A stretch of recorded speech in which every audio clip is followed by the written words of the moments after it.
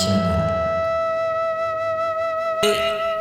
এই আমরা দেখি যখন নৃসিংহদেব ভগবান, নৃসিংহদেব কয়জন নাম শুনেছেন? নৃসিংহদেবের নাম হাত তুলুন দেখি। সবাই শুনেছেন নৃসিংহদেবের। নৃসিংহদেব কোথা থেকে আবির্ভূত হয়েছিলেন? কিভাবে? বাবা মা থেকে না স্তম্ভ থেকে? স্তম্ভ থেকে। তার মানে ভগবান অদারক এবং সদারক। কখনো ভগবান তার ভক্ত চায় যে আমার পুত্র রূপে আমাকে তুমি আসো আর আমাকে কৃপা করো, তখন ভগবান কোন শুদ্ধ ভক্তের পুত্র রূপে আসেন, যেমন নন্দ মহারাজ যশোদা মাতার পুত্র রূপে, যেমন দেবকী বসুদেবের পুত্র রূপে, কশ্যপ মুনি তাদের পুত্র রূপে। এরকম ভগবান তার ভক্তরা কখনো প্রার্থনা করে, তখন ভগবান সেই ভক্তকে আশীর্বাদ করতে তিনি আবির্ভূত হন, পিতামাতাকে আশ্রয় করে। আবার ভগবান কখনো অদারক, কোনো পিতামাতা ছাড়া তিনি আবির্ভূত হন, যেমন মৎস্য অবতার, কুর্ম অবতার, বরাহদেব কোনো পিতামাতা ছাড়াই। আর নৃসিংহদেব আবির্ভূত হলেন কোথা থেকে? স্তম্ভ থেকে। তার মানে ভগবান যে সর্বত্র বিদ্যমান থাকেন, তাই তিনি তার ভক্ত প্রহ্লাদ মহারাজের কথাকে সত্য প্রতিপাদন করার জন্য, কেন তার পিতা ছিল অসুর, হিরণ্যকশিপু ছিল অসুর, সমগ্র জগতের অধিকর্তা ছিল, এমনকি দেবতাদের পর্যন্ত তার পাদদেশে রেখে দিয়েছিল। ইন্দ্র, চন্দ্র, এই যে সব দেবদেবী আমরা দেখছি, সবাই সমস্ত দেবতারা তারা হিরণ্যকশিপুর পায়ের কাছেই ছিল, হাত জোড় করে সব মাই লর্ড করতে সবাই। যখন হিরণ্যকশিপু বলতো ইন্দ্র বৃষ্টি লাগবে, তখন বৃষ্টি দিত। পবনদেব হাওয়া লাগবে, হাওয়া দিতে হবে। তার মানে ও নিজেকে দেবতাদের আরাধনা করে, ব্রহ্মার আরাধনা করে অত শক্তিশালী হয়েছিল। কিন্তু সে সবাইকে করায়ত্ত করলেও তার একমাত্র পুত্র, 5 বছরের পুত্রকে করায়ত্ত করতে পারেন। তার পুত্র থেকে তার ভয় ছিল, কেননা তার পুত্র ছিল সর্বশ্রেষ্ঠ ভক্ত, নারদ মুনির কৃপা পাত্র। নারদ মানে যিনি নারায়ণকে দান করেন। তাই যে বৈষ্ণবের কৃপা পাত্র হয় সে সব থেকে শক্তিশালী। তাই এই প্রহ্লাদ মহারাজ 5 বছরের শিশু তার পিতাকে পর্যন্ত কম্পমান করে দিয়েছে, ভয় ধরিয়ে দিয়েছে। তার বাবা সারা জগৎকে, ত্রিজগতের রাজা, দেবতাদেরকেও করায়ত্ত করছে, স্বর্গ মর্ত পাতালের রাজা হয়ে আছে, একছত্র সম্রাট, এরকম কেউ হতে পারে না। কিন্তু প্রহ্লাদ মহারাজ তার পুত্রকে ভয় পাচ্ছে, পুত্রকে মারার জন্য শত চেষ্টা করছে, কিন্তু মারতে পারে না। তো এরকম অনেক চেষ্টা করেও বলেছিল যে তোমার হরি কোথায় যে তোমাকে রক্ষা করছে? তখন প্রহ্লাদ মহারাজ বললেন আমার হরি সর্বত্র বিদ্যমান। তখন হিরণ্যকশিপু রাজা চতুর কেন এই হরিকে খোঁজ করছিল? কেননা হিরণ্যকশিপুর রাগ ছিল ভগবানের প্রতি। তার যে ভ্রাতা হিরণ্যাক্ষকে বরাহদেব রূপে বধ করেছিলেন ভগবান হিরণ্যাক্ষকে, তাই হিরণ্যকশিপুর রাগ ছিল। সে ভাবছিল এই হরি আমার সামনে এলে তার শরীরটা থেকে তার গর্দানটা আলাদা করে দেবে। সেই জন্য খোঁজ করছিল সর্বত্র, কোথায় সেই ভগবান, কিন্তু সে পাচ্ছে না। কিন্তু দেখছে তার পুত্র হরিভক্ত, সবাইকে নিষেধ করে দিয়েছে, কেউ ভগবানের আরাধনা করতে পারবে না। তাই জন্য হিরণ্যকশিপু এমন করেছিল যাতে ভগবানের আরাধনা না হয়, তাই জন্য গাভী হত্যা করছিল, গো হত্যা। কেন? গাভী থেকে দুধ আসবে, ঘি হবে, যজ্ঞ করলে ভগবান সন্তুষ্ট হবে, শক্তিশালী দেবতারা হয়ে যাবে। এই জন্য গো হত্যা আদেশ করে দিয়েছিল। যেমন বর্তমান সরকার, আমাদের বর্তমান সরকার যেমন কসাইখানা গো হত্যা অনুমোদন করে দিচ্ছে। তার মানে হিরণ্যকশিপুর মতো অসুর রাজা যারা গো হত্যা অনুমোদন করে, তারা হিরণ্যকশিপুর মতো অসুর, কিন্তু তার মতো শক্তিশালী হতে পারে না। এখনকার রাজারা ভয় পায়, তো সেজন্য হিরণ্যকশিপু ভয় পেত না, কিন্তু হরিকে ভয় পাচ্ছিল, দেবতাদের ভয় পাচ্ছিল। কাউকে ভয় পাচ্ছে না, কিন্তু তার পুত্র বিষ্ণু ভক্তকে ভয় পাচ্ছে। তো এই জন্য ভক্তরা ভগবানের নাম যজ্ঞ করে, তাই সেখানে সবকিছু শক্তিশালী হয়ে ওঠে জগতে। দেবতারা তখন শক্তিশালী হয়, দেবতারা তখন যা লাগবে সবকিছু দিবে, হাওয়া দিবে, বাতাস, আগুন দিবে, বৃষ্টি দিবে। কিন্তু আমরা যেহেতু ভগবানের নাম করি না, নাম যজ্ঞ করি না, শুদ্ধভাবে করি না ভগবানের নাম, তাই জন্য দেবতারা অসন্তুষ্ট হয়ে আইলা, সুনামি, মহাসাইক্লোন, হুদহুদ, কত রকম নতুন নতুন রোগ, তারপরে যুদ্ধ, এই সমস্ত চলে আসছে। কেন না দেবতারা অসন্তুষ্ট, তাই আমরা ভগবানের নাম করছি না। নাম যজ্ঞ এই কলিযুগের যজ্ঞ। তো সেজন্য আমরা ইস্কন আন্তর্জাতিক কৃষ্ণ ভাবনামিত সংঘের ভক্ত সর্বত্র এই নাম যজ্ঞের আয়োজন করি। সেজন্য এখানে লেখা আছে হরে কৃষ্ণ উৎসব। হরে কৃষ্ণ বললে সকলের চেতনা তমগুণ থেকে তারা উত্তম স্তরে আসবে, উত্তম হয়ে যাবে। উদ্গত তমসা মানে অন্ধকার থেকে আলোকে যেতে পারবে। তো সেজন্য হৃদয়ের আয়না পরিষ্কার হবে, নিজেকে জানবে এবং তার ভগবানের সাথে সম্বন্ধ, কর্তব্য এইসব বুঝলে পরে তখন মনুষ্য সমাজ শান্ত হবে, যুদ্ধ লাগবে না, সব কিছু ঠিকঠাক থাকবে। তো এই হিরণ্যকশিপু এত বড় অসুর ছিল, গাছপালা কাটছিল এবং যজ্ঞ না হয় গো হত্যা করছিল, নির্বিচারে কত কিছু মুনি ঋষিদের হত্যা করছিল, কিন্তু তার পুত্রকে হত্যা করতে পারছিল না। তার পুত্র নারায়ণ বিষ্ণুর ভক্ত, বারবার তাকে চেষ্টা করছিল, অস্ত্র দিয়ে হত্যা করতে চেষ্টা করছিল, সমুদ্রে ফেলে দিতে, বিষ আগুনের মধ্যে বিষ দিয়ে উত্তপ্ত তৈলাক্ত কড়াইতে, বিষধর সর্পের মধ্যে, কিন্তু প্রহ্লাদ মহারাজ কিছুতেই তাকে মারতে পারছিল না। প্রহ্লাদ মহারাজ সর্বদা ভগবানের নাম স্মরণ করতেন। একটা শ্লোক আছে বিশ্বেশ্বর সংহিতা, আপনারা শুনে অবাক হয়ে যাবেন। শিব মহাপুরাণ, শিব মহাপুরাণে কি সুন্দর কথা বলা হয়েছে। সবাই বলবেন আমার সঙ্গে সঙ্গে, সবাই বলুন, অগ্নিশ্চ শীততাম জাত। বড় হয়ে যাচ্ছে, ছোট করে বলবো, ধরুন অগ্নিশ্চ শীততাম জাত জলম চ স্থলন্তাম গত। তারপরে স্থলম চ জলতাম জাতম বিষম চ অমৃতত্বম গতম শস্ত্রাণি পুষ্পভাবানি হরের নাম চ কীর্তনম।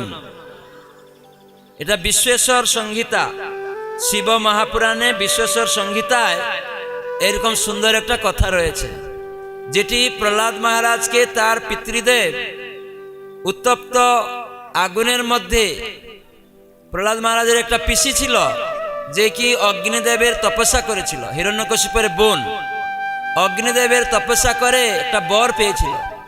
অগ্নিদেব ওকে একটা শাড়ি দিয়েছিলেন, যে শাড়ি পরলে ও যদি আগুনের মধ্যে প্রবেশ করে তাহলে ও পুড়বে না, এরকম অগ্নিদেবের বর ছিল। কিন্তু অগ্নিদেব বলেছিলেন এটা অপব্যবহার করা চলবে না। কিন্তু যখন এই প্রহ্লাদ মহারাজের পিসি হিরণ্যকশিপুর বোন একবার তার দাদার বাড়িতে গিয়েছিল রাজধানীতে, তখন সে দেখছে তার দাদা হিরণ্যকশিপু বিষণ্ণ, খুব মনের মধ্যে একটা বিষাদগ্রস্ত। তখন জিজ্ঞাসা করছে, দাদা তোমার কিসের বিষাদ?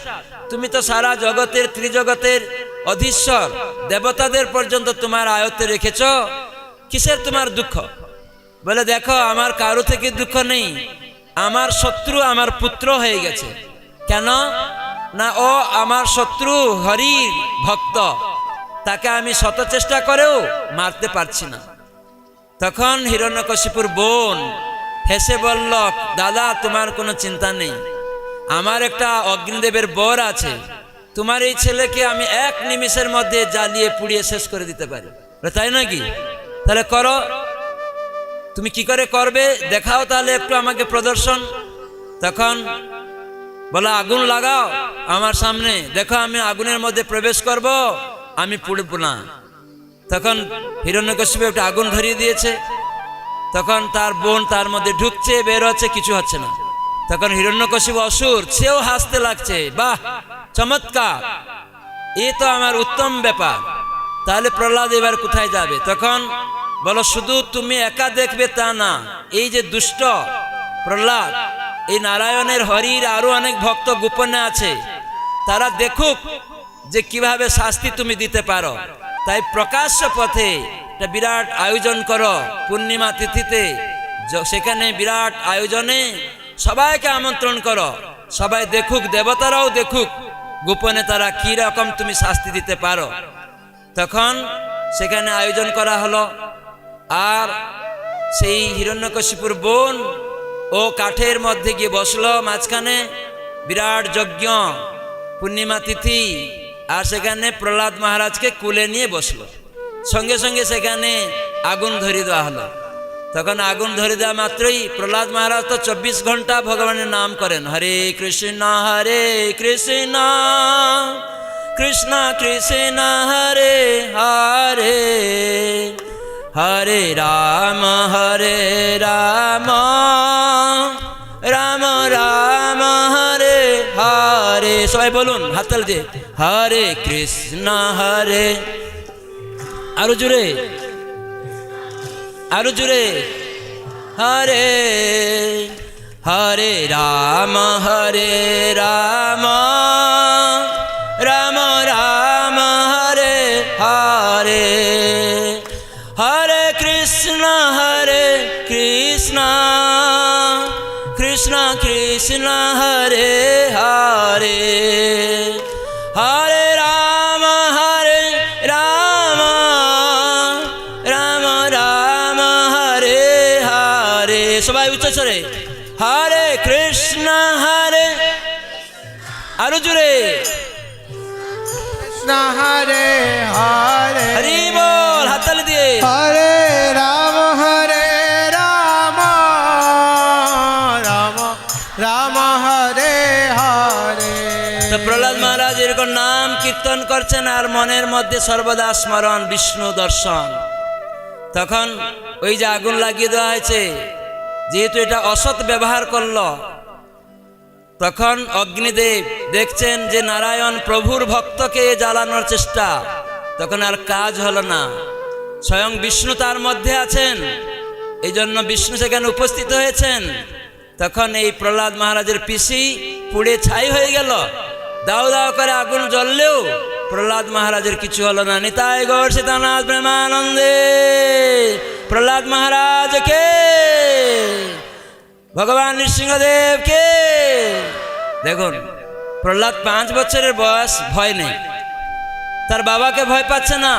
অসুর রাজা যে দেবতাদের কষ্ট দেয়, গো হত্যা করে, সেই রকম অসুর রাজাকে ভক্তরা ভয় পায় না। তার প্রমাণ প্রহ্লাদ মহারাজ 5 বছরের শিশু হয়েও ভয় পায়।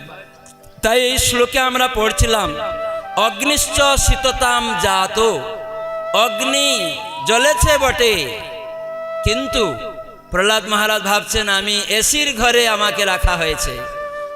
আর উনি এসির ঘরে বসে কি করছেন, হরে কৃষ্ণ কৃষ্ণ কৃষ্ণ হরে হরে, হরে রাম রাম রাম হরে হরে, হরে কৃষ্ণ হাতলি, রাম রাম রাম হরে হরে, হরে কৃষ্ণ কৃষ্ণ কৃষ্ণ হরে হরে, হরে রাম রাম রাম হরে হরে, হরে কৃষ্ণ কৃষ্ণ কৃষ্ণ হরে হরে, হরে রাম রাম রাম হরে হরে। তাহলে অগ্নি কি হয়ে গেল, শীতল হয়ে গেল। তাহলে অগ্নি সেখানে প্রহ্লাদ মহারাজের কাছে জ্বালাতে পারলো, কিন্তু যে দুষ্টামি করলো সে জলে পুড়ে গেল। তার মানে অগ্নিদেবের বর অপব্যবহার করেছে। কখনো কখনো আমরা কোনো কিছু বর পাই দেবতাদের থেকে, পূর্বকর্ম অনুসারে অনেক আমরা সৌন্দর্য রূপ পাই, ধন সম্পদ পাই, অনেক জ্ঞান পাই, অনেক উন্নতি হয় বাড়িতে, কিন্তু সেগুলি যখন আমরা অসৎ ব্যয় করব, ভগবত সেবা ছাড়া নিজেকে অভিমান করে অহংকারী করে শ্রেষ্ঠ ভাবব, সবাইকে শাস্তি দেওয়ার চেষ্টা করব, তখন ওই রকম বেশি দিন টিকে না। তাই এই প্রহ্লাদ মহারাজের বোন সঙ্গে সঙ্গে জলে পুড়ে ছাই হয়ে গেল। সেই জন্য কখনো মনুষ্য জীবনে অভিমান অহংকার করবেন না। কোনো একটু জ্ঞান পেয়েছেন, ধন সম্পদ পেয়েছেন, সুন্দর রূপ পেয়েছেন, উচ্চ কুলে জন্ম হয়েছেন, অভিমান করবেন না। অভিমান শূন্য থাকতে হবে, তাহলে ভগবানের কৃপা পাবেন, তাহলে দীর্ঘস্থায়ী হবে আপনার এই মনুষ্য জীবনে। ভগবত ধামে যাবেন যদি ভগবানকে কেন্দ্রতে রাখবেন। তাই অগ্নিশ্চ শীততাম জাত, তাকে জলে ফেলে দিয়েছিল, সেখানে স্থল হয়ে গেল। এইরকম ভাবে তাকে বিষ পান করতে দিয়েছিল, সেই বিষ অমৃত হয়ে গেল। তাকে শস্ত্র দিয়ে মারতে গিয়েছিল, শস্ত্রাণী পুষ্প ভাবঞ্চ, তার মানে প্রহ্লাদ মহারাজ ভাবছেন অসুরেরা তাকে অস্ত্র শস্ত্র দিয়ে মারতে যাচ্ছে। তখন প্রহ্লাদ মহারাজ দেখছেন আমাকে পুষ্পমালা দিয়ে সবাই বরণ করছে। নিতাই গৌর সীতানাথ প্রেমানন্দে। তাহলে এইভাবে প্রহ্লাদ মহারাজকে তার পিতা কিছুতেই মারতে পারল না। তো একদিন এই জিজ্ঞাসা করেছে, কোথায় তোমার হরি তোমাকে রক্ষা করে? তখন বলল সর্বত্র। তো হিরণ্যকশিপু তো খোঁজ করছিল গলাটা আলাদা করবে। তখন ওই দিনে রাজসভার মধ্যে প্রহ্লাদ মহারাজকে যখন জিজ্ঞাসা করেছে, বলছে সর্বত্র। তখন হিরণ্যকশিপু রাজা বুদ্ধিমান, তোমার হরি সর্বত্র, তাহলে এই আমার সামনে যে স্তম্ভ আছে এর মধ্যে আছে নিশ্চয়। তুমি যখন বললে সর্বত্র, তার মানে ও চতুর করে ভাবলো, তাহলে প্রহ্লাদ মহারাজ যদি সর্বত্র দেখে, তাহলে আমার এই রাজবাড়ি, এই রাজ দরবারের মধ্যে, এই মন্ত্রালয়ে, এই স্তম্ভের মধ্যে যদি হরিকে পাওয়া যায়, তাহলে তো আমাকে তাকে মারতে সহজ হয়ে উঠবে। তখন সঙ্গে সঙ্গে প্রহ্লাদ মহারাজ বলে, হ্যাঁ এই স্তম্ভের মধ্যেও আমার হরি আছেন। তখন প্রার্থনা দেখছে, কেন? ভক্ত যত্র যত্র তার নেত্র পড়বে, সর্বত্রই সে ভগবানকে দর্শন করতে পারে। এই হচ্ছে ভক্ত। এই জন্য ভগবান সর্বত্র বিদ্যমান, স্তম্ভের মধ্যেও। তখন হিরণ্যকশিপু তো ভাবলো, আরে এই তো সুযোগ, এই স্তম্ভের মধ্যে বেটা লুকিয়ে বসে আছে আর এই প্রহ্লাদকে রক্ষা করছে, আজ আমার সুযোগ হয়েছে, একে হত্যা করব। তখন সঙ্গে সঙ্গে গদা নিয়ে সেই স্তম্ভকে ভাঙার চেষ্টা করেছে। অমনি শুনছে গর্জন, বিশাল গর্জন, স্বর্গ মর্ত পাতাল এত গর্জন হয়েছে, ধোঁয়া উড়ে গেছে চতুর্দিকে। তখন তার মধ্যে থেকে কে বেরিয়ে এলেন? নরসিংহদেব ভগবান। জয় নরসিংহদেব ভগবান কি। হিরণ্যকশিপু বর ছিল ব্রহ্মা, দেবতাদের বর হচ্ছে অনিত্য। ভগবানের ভক্তের কাছে কোনো দেবতাদের বর খাটে না। দেবতাদের থেকে যা কিছু পাবেন ওগুলি অনিত্য। কেন? দেবতারা ভগবান থেকে নিয়ে দেন, তাদের নিজস্ব কোনো শক্তি নেই। যেমন আমাদের দেশে মন্ত্রিমণ্ডল সরকার থেকে কিছু নিয়ে আপনার দেশে কিছু কাজ করছে, তার নিজস্ব কিছু নেই, সে কিছু দিতে পারবে না। ঠিক দেবতারাও ভগবানের প্রতিনিধিত্ব করেন, তারা ভগবান থেকে নিয়ে কিছু দেন। তাই দেবতাদের শক্তি পাওয়া যায় না ভগবানের ভক্তের কাছে। তখন হিরণ্যকশিপু তো ব্রহ্মা থেকে বর পেয়েছিল যে দিনে মরবে না, রাত্রে মরবে না, ঘরে মরবে না, বাইরে মরবে না, জলে স্থলে, দেবতা পশু পাখি কিন্নর যক্ষ রাক্ষস, অস্ত্র শস্ত্র অগ্নি, কোনোটাতে, কোনো দেবতাতেও। তখন হিরণ্যকশিপু সামনে কি দেখলো না? নৃসিংহদেব, অদ্ভুত রূপ। তখন যুদ্ধ করতে লাগলো, বলে এই তো সুযোগে মেরে ফেলবো আমি এবারে। কিন্তু যুদ্ধ করে ভগবান তো সর্বশক্তিমান, তার থেকে আমরা শক্তি পাই, তাই কিছু বলিয়ান হয়ে অহংকার করি আমি শক্তিমান।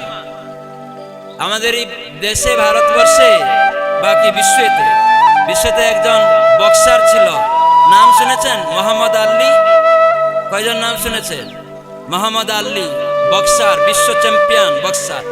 অহংকার হয়েছিল, বলে আমার মতো বিশ্বে কেউ বক্সারের চ্যাম্পিয়ন নেই, শক্তিশালী নেই, ভগবান আল্লাহ গড এইসব কিছু নেই, আমি নিজে শক্তিশালী হয়েছি, নিজে শক্তি অর্জন করেছি। এরকম মোহাম্মদ আলীর অভিমান ছিল। কিন্তু একদিন তার একটা রোগ হলো, পার্কিনসন্স একটা রোগ, হাতটা এরকম কাঁপে, চায়ের কাপ তুলতে পারেনি, একদিন দেখছে চায়ের কাপটা উঠছে না, এরকম কাঁপতে কাঁপতে পড়ে যাচ্ছে, এটা রোগ হয়ে গেছে। সেই দিন ও আবার লিখছে যে না, যে আমাকে শক্তি দিয়েছিল সে আমার থেকে শক্তি নিয়ে নিয়েছে, অতএব আমি মূর্খ গাধা, আমি জানতে পারিনি যে এই শক্তি যা সে আমার থেকে নিয়ে নিয়েছে। আমি স্বীকার করছিলাম না আল্লাহ, গড, ভগবানকে, তিনি সর্বশক্তিমান, তার থেকেই সমস্ত শক্তি আসে। আজ আমার এই উপলব্ধি হলো, একটা চায়ের কাপ আমি তুলতে পারছি না আর শ্রেষ্ঠ বক্সার রূপে অহংকার করছিলাম। ঠিক এইরকম বর্তমান সমাজে বহু লোক এরকম ভাবে, কিন্তু সেটা এক নিমিষের মধ্যে ভগবান তার সব কিছু হরণ করে নেবেন। মৃত্যু সর্বহরম অহম, গীতায় কৃষ্ণ বলছে। এক নিমিষের মধ্যে করুণা পাঠিয়ে দিয়ে কত লোককে চিৎপটাং, এটা মশা পাঠিয়ে দিয়ে চিৎপটাং, ভগবানকে আসতে হবে না, মশা দিয়েই আপনাকে চিৎপটাং করে দেবে।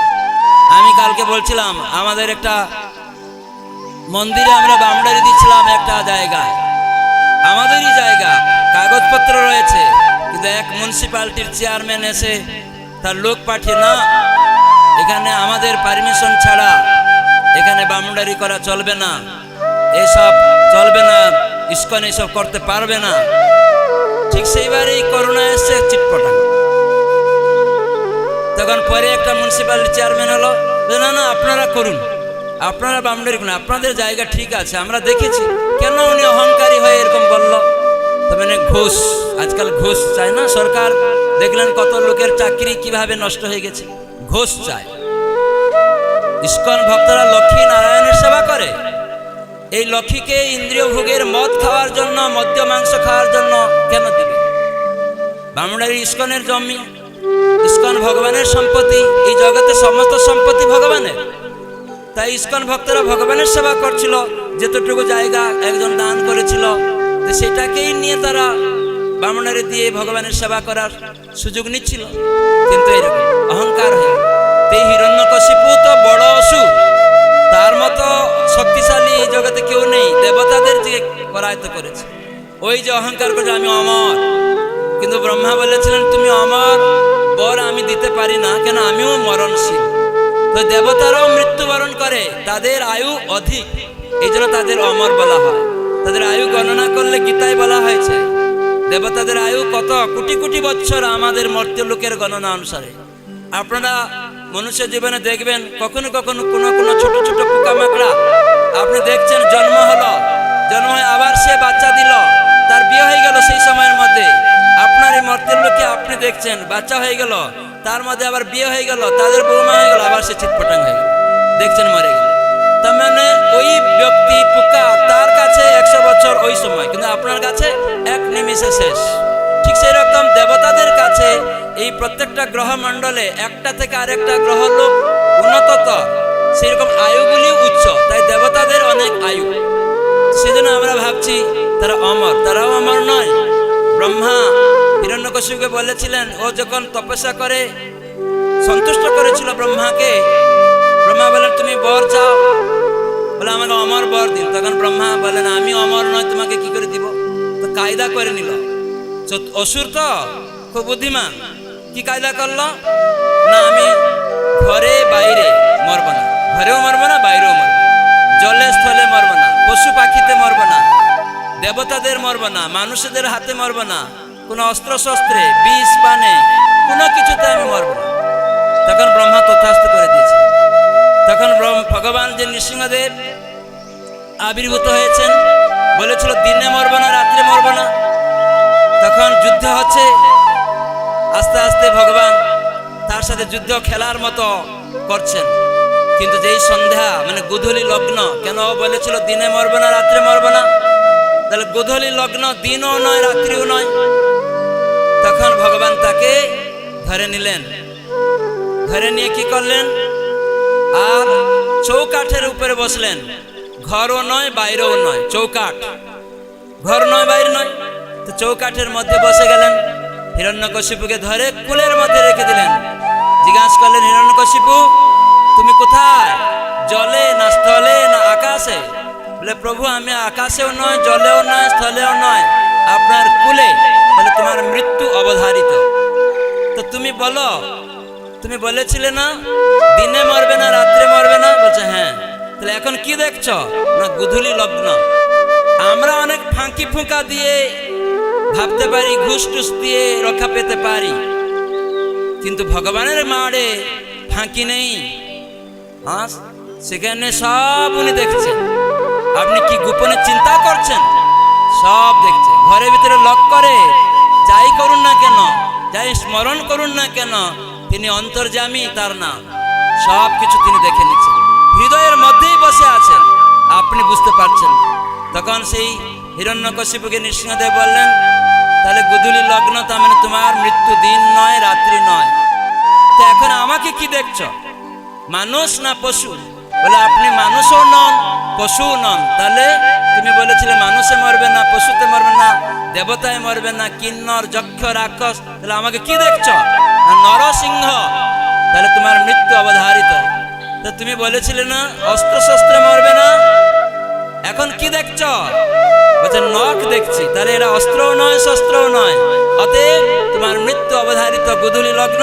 সঙ্গে সঙ্গে তার বুকে হাত দিয়ে ফাড়িয়ে নৃসিংহদেব হিরণ্যকশিপুকে বধ করে দিলেন। জয় নৃসিংহদেব ভগবান কি, নৃসিংহদেব ভগবান কি। তাই ভক্তের আহ্বানে ভগবান আসেন। সেটা ভক্ত যে কোনো বাধা বিপত্তি আসুক না কেন, জুড়ে জুড়ে কি বলবেন? হরে কৃষ্ণ কৃষ্ণ কৃষ্ণ হরে হরে, হরে রাম রাম রাম হরে হরে। সুখে দুঃখে ভুলো না ক বদনে হরি নাম কর রে। সুখ আসুক দুঃখ আসুক, ভগবানকে ভুলবেন না। কেন না তিনি আলো বাতাস জল যা কিছু আমাদের নিত্য প্রয়োজন। আপনি দুঃখে থাকলেও আপনার জল লাগবে, হাওয়া লাগবে, থাকার জায়গা লাগবে। তাহলে কেন কৃষ্ণকে ভুলবেন?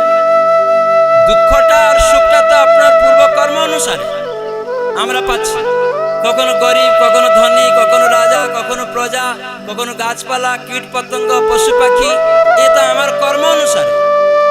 আমি আত্মা, আমার কর্ম অনুসারে ভগবানের নির্দেশের উল্লঙ্ঘন হেতু, যেমন আজকাল কেউ জেলে যায়, কি কারণ? সরকারের আইনের উল্লঙ্ঘন, তাই জেলে ঢুকে যাচ্ছে। ঠিক সেই রকম আমরা সবাই জেলখানায় রয়েছে, দুঃখের আলোয় রয়েছে। এটা সুখালয় নয়।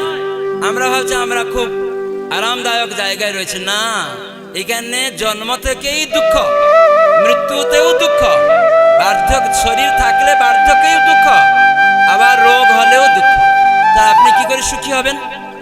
আমরা তো সরকারি আইনে ধনী লোকেরা হসপিটাল খুলে দিয়েছে, বড় বড় অনেক ঔষধ কোম্পানি ঔষধ তৈরি করেছে, আমরা রোগ মুক্ত হয়ে যাব। আরে বাপু, ডাক্তারও রোগ মুক্ত নয়। এখন সরকার দেখছে বৈজ্ঞানিকরা হসপিটালেই নতুন নতুন রোগের সৃষ্টি, নতুন নতুন ঔষধ থেকে নতুন নতুন রোগের সৃষ্টি। তাহলে কোথায় যাবেন? ভগবান যিনি সৃষ্টিকর্তা, তিনি ভগবদ গীতায় লিখলেন যে জন্ম মৃত্যু জরা ব্যাধি দুঃখ দুষানো দর্শনম। যিনি সৃষ্টিকর্তা উনি বলছেন জন্ম মৃত্যু জরা ব্যাধি থাকবে এই জগতে। আর ডাক্তার হসপিটাল খুলে আপনি রোগমুক্ত হবেন, এটা মূর্খামি, গাধাদের চিন্তাধারা। যারা মূর্খ, অন্ধকারে রয়েছে, অজ্ঞানে রয়েছে, বুঝতে পারে না কিসে ভালো হবে, কিসে মঙ্গল হবে। ভগবান মানে আনন্দ। এই জন্য এই জগতে সব কিছু থাকবে, জন্ম মৃত্যু জরা ব্যাধি। তাই বুদ্ধিমান মানুষের কর্তব্য সুখে দুঃখে ভুলো না ক বদনে হরি নাম করে। আমি পূর্ব কর্ম করেছি, জেলে ঢুকে গেছি, কখনো কখনো একটু সুখ হচ্ছে আর কখনো কখনো দুঃখ হচ্ছে। এটা আমার পূর্ব কর্ম অনুসারে। সরকার জেলের মধ্যে কখনো তাকে একটু রেহাই দিয়ে বলছে একটু ঘুরে আসো, তুমি একটু ঘুরে আসো, আবার ঘুরে এলে তাকে পিটাচ্ছে জেলের মধ্যে। এই খাবার নাও, আনন্দ করছে, একটু খেয়ে নিল, আবার পিটাচ্ছে। বল এটা কেন করেছিস? আবার খাবার দিচ্ছে একটু, আরাম, আবার পিটাচ্ছে। কেমন হচ্ছে এই জগতে? না দণ্ডে যেন যেন রাজা নদীতে চুবায়। নদীতে আগিকার রাজারা কি করত? কেউ যদি ভুল করে, বাঁশের লগা বলে নাকি, বাঁশের আগাতে মাথাতে একটা দৌড়ি লাগিয়ে সেই দণ্ড পাবে যে দোষী, তাকে কোমরে বেঁধে নদীতে গিয়ে কি করতো, এরকম ছেড়ে দিত, চুবিয়ে রাখতো। যখন সে ছটফট ছটফট করতো, দুঃখ আবার এরকম তুলে দিত, আহ কি আরাম। তা আমাদের সুখটা ওই সাময়িকভাবে দুঃখের নিবৃত্তি, জল থেকে উঠে ওই রকম আমরা ধনী গরিব বা যাই আছি না কেন, সুন্দর টাকা পয়সা জ্ঞানী দেখতে যাই কিছু হন, এই জগতে বৈজ্ঞানিক উন্নতি, আপনার বাড়িতে সুন্দর স্ত্রী গাড়ি বাড়ি টাকা কোটি কোটি আছে, ওই দণ্ডে যেন যেন রাজা নদীতে চুবায়, একটু দুঃখের নিবৃত্তি হয়ে যাচ্ছে। তখন ভাবছেন মদটা খেয়ে, অনেক স্ত্রী কষ্ট দিচ্ছিল, মদটা খেয়ে একটু বুদ্ধ হয়ে পড়ে থাকলেন, আজ একটু শুয়ে থাকলাম। আবার নেশা কেটে গেল, আবার স্ত্রী আমাকে কেস করে দিয়েছে আমার নামে, 20 লাখ টাকা লাগবে, কোথায় পাবো, আবার মদ খেয়ে ভুলে যাচ্ছে। এই হচ্ছে এই জড় জগৎ। যারা বুদ্ধিমান তারা বিচার করে জানবে এটা কোথায় পাবেন, গীতা থেকে আছে, যে কর্ম না দৈব নেত্রেণ জন্তুর দেহ উপপতে। তাই আমরা পূর্ব কর্ম অনুসারে এরকম সব দেহ পেয়েছি, ধনী গরিব শিক্ষিত অশিক্ষিত। অতএব যখন সাধুসঙ্গ মাধ্যমে যেন ভগবানের প্রতিনিধিরা, যেমন সরকারের লোকেরা গিয়ে বুঝায়, জেলে যারা আছে, তোরা স্বীকার কর এই যে ভুল করেছিস, এত প্রহার খাচ্ছিস, বুঝতে পারছিস না। তাই সাধু হচ্ছে ভগবানের প্রতিনিধি। গীতা ভাগবতের শিক্ষা, পরম সরকারের যে সমস্ত উপদেশ আমরা উল্লঙ্ঘন করেছি, তাই সাধুরা এসে ঘুরে ঘুরে সেই অ্যাজিটিজ কথা, ভগবান যে উপদেশগুলি দিয়েছেন সেটাকে পুনরাবৃত্তিকরণ করে। এরকম নয় লোক ঠকানো সাধু সেজে লাল কাপড় পরবে, তিলক পরবে, গীতা ভাগবতের কথা বলবেন, আরো প্রতারণা করবে। সেজন্য ভাগবতে বলা হয়েছে, পৃথিবীতে আছে যত ধর্ম, ধর্ম নামে চলে, ভাগবত কহে সব পরিপূর্ণ ছলে। ছলনা করছি আমরা। সেজন্য শুদ্ধিবৃন্দ, সনাতন মানে নিত্য, জীব হচ্ছে আমি, এই দেহ নই, ভগবানের অংশ। ভগবান সনাতন মানে নিত্য, তার অংশ আমি আত্মা, এই দেহের মধ্যে আছি, সজীব বস্তু। ভগবান পরম সজীব, এই আত্মা সজীব। তাই জন্য এই দেহটা কিছু বাড়ছে, ছোট ছিল, ওই আত্মা ভিতরে আছে বলে একটু বড় হয়েছে, যুবক হয়েছে, কৌমারং যৌবনং জরা। এই ভগবত গীতায় কৃষ্ণ সব বললেন। গীতা কিভাবে বিজ্ঞান, যে কিভাবে দেহ আমরা পরিবর্তন করছি। আমি মানে আত্মা। আমরা কেউ বলি না আমার দেহ, বলি না আমি দেহ বলি। আপনারা বলুন, আমি দেহ বলি না আমার দেহ বলি? আমার দেহ। আমার হাত বলি না আমি হাত বলি? আমি মাথা বলি না আমার মাথা বলি? তাহলে আমি কে? কেউ প্রশ্ন করেছেন? স্কুল কলেজ ইউনিভার্সিটি আমরা করছি, ডক্টর করছি, কত কিছু করছি, কিন্তু আমি কে জানি না। আমরা পরিচয় দেব আমি প্রধানমন্ত্রী, আমি রাষ্ট্রপতি। আরে আপনার মূল্যটা কি করে হবে? এক সময় একটা রাষ্ট্রপতি দেশে তার চাকর আর সেক্রেটারিকে নিয়ে সভা করতে যাচ্ছে। যেতে যেতে তার গাড়িতে এমন আঘাত হলো, রাষ্ট্রপতি স্পট ডেট, আর যিনি রাষ্ট্রপতি তার ডেট হয়ে গেল, পুরা মৃত। আর চাকর সেক্রেটারি ছটফট করছে। তো সেখানে আমার প্রশ্ন একটা, এই রাষ্ট্রপতি একদম স্পট ডেট, আর চাকর সেক্রেটারি তার এই গাড়িতে ছটফট করছে, কাকে হসপিটালে নিয়ে যাবে লোকেরা বলুন? এখানে অনেক ছাত্র ছাত্রী আছে, কাকে হসপিটালে নিয়ে যাবে? ছাত্রীরা বলছে রাষ্ট্রপতিকে। আর কে বলবেন উত্তর? তোমরা কাকে বলবে? রাষ্ট্রপতিকে? কাকে? চাকর আর সেক্রেটারিকে। কেন? কেন না রাষ্ট্রপতি স্পট ডেট, তাকে হসপিটালে নিয়ে কিসের জন্য? চাকর আর সেক্রেটারি ছটফট করছে, তাহলে রাষ্ট্রপতি থেকে কার মূল্য বেশি এখন? চাকর সেক্রেটারি। কেন? তার মধ্যে আত্মা, জীবন ভগবান দিয়েছেন, সে আত্মাটা রয়েছে বলে এখন ছটফট করছে, বেরিয়ে যায়নি। যে জন্য আমরা বলি বাবা দেহত্যাগ করলেন, রাষ্ট্রপতি দেহত্যাগ করলেন, কিন্তু যাকে রাষ্ট্রপতি বলছিলাম, যাকে বাবা বলছিলাম, ও তো শুয়ে আছে। তাহলে কে রাষ্ট্রপতি? তাহলে ওই দেহটা রাষ্ট্রপতি নয়। তাহলে আমরা দেহের পরিচয় দেই মিথ্যা। আমার বাবা, স্ত্রী, কন্যা, পুত্র, এটা ছায়া, ছায়াবাজি প্রায়। সুন্দর ভক্তিবিনোদ ঠাকুর গান করেছেন যে এই দেহটাকে আমরা মমত্ব করছি স্ত্রী, পুত্র, কন্যার সাথে, এটা একটা ছায়া। কেন? এই জড় জগৎটা কার সৃষ্টি? দুর্গা। এই জড়জগৎটা ভগবানের যে অন্তরঙ্গা শক্তি, যোগমায়া শক্তি এবং ভগবানের অন্তরঙ্গা লাদিনী শক্তি যে রাধারানী, তার ছায়া হচ্ছে এই দুর্গা। যস্য ছায়েব দুর্গা বিভর্তি দুর্গা। এই দুর্গা ত্রিশূল নিয়ে রয়েছেন। দুর্গা মানে কি? যিনি দুর্গে রক্ষয়ত্রী, মানে জেলখানার যিনি সুপারিনটেন্ডেন্ট। তাই দুর্গ থেকে দুর্গা। এই জড়জগতে তিনি হচ্ছেন ছায়া। ছায়ার কাছে আপনাকে অনেক পূজা করলেন, দিয়ে দিল কোটি টাকা, ও দুর্গা মাতা আমাকে টাকা দিয়ে দিল। কিন্তু ছায়ার মতো আপনি দেখলেন, ও কোটি কোটি টাকা, ইনকাম ট্যাক্সের অফিসার এলো, ওই শেষ হয়ে গেল। ছায়াটা আপনি দেখলেন, আবার কান্না করতে শুরু করলেন। সুন্দর দেহ পেলেন দেবদেবী থেকে, ওটা ছায়া। একটা রোগ হবে, সঙ্গে সঙ্গে কালো হয়ে গেল, সুন্দর শরীর চলে গেল। কেন? এগুলি ছায়া, প্রতিবিম্ব। প্রকৃত আমরা আত্মা ভগবানের অংশ। গীতায় কৃষ্ণ বলেন, মমই বাংশ জীবলোকে জীবভূত সনাতন। এই আত্মা আছে বলে এই দেহের এত মূল্য, সুন্দরতা, ধনী, শিক্ষিত, প্রধানমন্ত্রী, রাষ্ট্রপতি। যখন আত্মা চলে গেল, পড়ে আছে, রাষ্ট্রপতিকে কেউ নিচ্ছে না। আত্মা আছে বলে চাকর সেক্রেটারিকে হসপিটাল নিয়ে। তাহলে মূল্যটা আত্মার জন্য এই দেহেতে। আপনি ছেলে না মেয়ে, শিক্ষিত না অশিক্ষিত, ধনী না গরিব, এই বিচার নয়। এই ধনী গরিব শিক্ষিত অশিক্ষিত পূর্বের কর্ম অনুসারে। যেমন আমরা দুঃখ চাই না, কিন্তু দুঃখ আসে কেন? পূর্বের কর্ম অনুসারে। তো সেজন্য এই কর্ম ধ্বংস করা যায় ভগবত ভক্তির মাধ্যমে। আচার্যরা বলছেন, কর্মাণি নির্দহতি। এই কর্মকে দগ্ধীভূত করা যায়। পশু পাখিরা পারে না, কেন? তারা বুঝতে পারে না, তাদের চেতনাটা লুপ্ত, তারা জানে না কিভাবে কর্ম দগ্ধীভূত করতে হয়।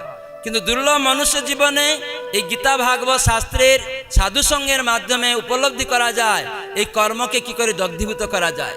তাই ব্রহ্মা মহাজন তিনি জানালেন যে কর্মাণি নির্দহতি কিন্তু চ ভক্তি ভাজা। ভক্তি কি? এখানে প্রশ্ন এসে যাবে, ভক্তির দ্বারা কর্ম নির্দহত হবে। ভক্তি, ভজ উক্তি, ভজ মানে সেবায়াম অর্থে প্রয়োগ হয়েছে। ভগবানের সেবাকে বোঝানো হয়েছে। কেন ভগবানের সেবা? না, আমরা শুনলাম আমরা ভগবানের অংশ, তার বিভিন্ন অংশ। তাই ভগবানের সেবা করা প্রত্যেক জীবের কর্তব্য। মমই বাংশ জীবলোকে জীবভূত সনাতন। তাই জীব সনাতন, ভগবান সনাতন, তাই তার ধর্ম সনাতন ধর্ম। সনাতন ধর্ম মানে কি? নিত্য ধর্ম হচ্ছে জীবের স্বরূপ কৃষ্ণের দাসত্ব করা।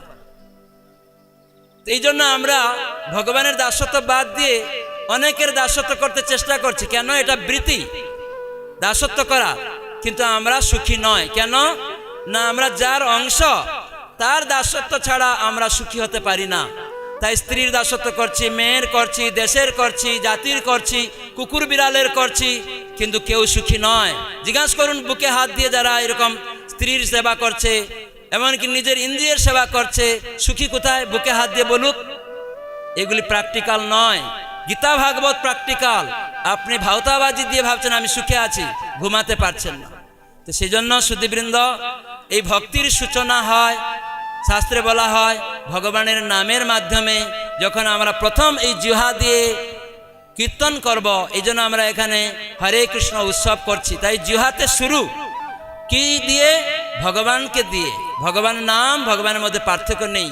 তাই ভক্তির সূচনা যমরাজ বলছেন এই হরিনাম, ভগবানের নামের মাধ্যমে। তো সবাই বলুন হরে কৃষ্ণ, আরো জোরে হরে কৃষ্ণ, কৃষ্ণ কৃষ্ণ হরে হরে, হরে রাম, হরে রাম, রাম রাম, হরে হরে।